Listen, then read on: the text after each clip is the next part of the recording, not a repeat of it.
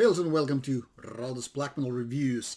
Today's band comes from Romania and it's called Akral Necrosis.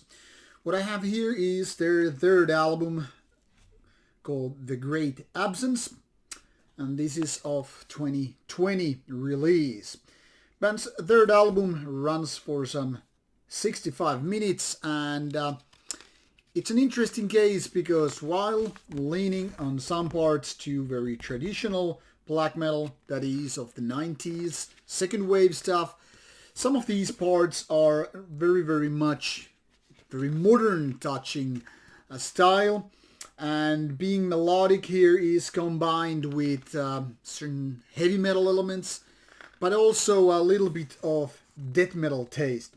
Now, rest assured, this is still kind of a purely black metal, not some death metal, black metal fusion. The album has 10 tracks, which means compared to the overall track length that these are quite lengthy ones. Some of these tracks are no more than just 4 minutes or so, but they are tracks which run 7, 8, 9 minutes, which makes this a little bit hard to swallow at times. Now, before getting more into details, a quick look at the band's discography. 3 albums now out since 2006, couple of smaller releases, 5 members, and that's basically all you have to know about it. And if you want to find more information, obviously you go for Metal Archives or the band's own websites. So as I was saying, The Great Absence runs for 65 minutes and that's quite a lot of music. Now, normally I won't mind length. I mean, as long as the music is good, who cares really? The more, the better, right? But in so many cases, and partially with Akral Necrosis also, the thing here is there is too much to swallow compared to what the actual quality on the album is. Now, this is not a bad album, by no means, not at all. Not even a mediocre one. This is actually quite good, but there are a couple of things that kind of bother me with the album. First and foremost, these tracks, well, most of them feel like quite lengthy. That is, too lengthy. Now the thing here is, once you accomplish a certain amount of good riffs, obviously the next step is to make them into worthwhile songs. That is, make them into songs that kind of get into your brain with their patterns and, you know, riffs and all kind of ideas. And then you kind of keep yearning for more. You have the hunger, the thirst for more. But sometimes when those riffs are all over the place, you feel like this composition is going way too many places at once. And that is so often kind of ruining the whole thing.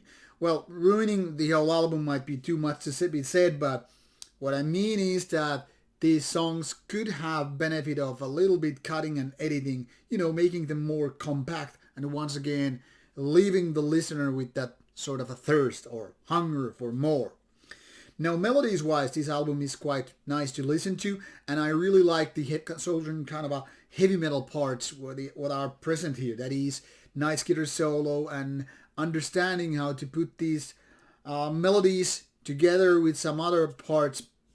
So all in all, this is working quite nicely. Also, the use of double vocals, that is more kind of a higher end of raspier screaminess, and then having a little bit of death metal growliness as a seasoning, kind of creates a nice identity for the whole album. And when you have these death metal parts and heavy metal parts as seasoning, rather than creating the whole identity for the album, it actually works for the album versus being against it. And as such, I would like to say this is very much a melodic black metal with just some tasters from different genres. Overall, this is quite a nice album, but I still think some magic could be added to this whole deal here.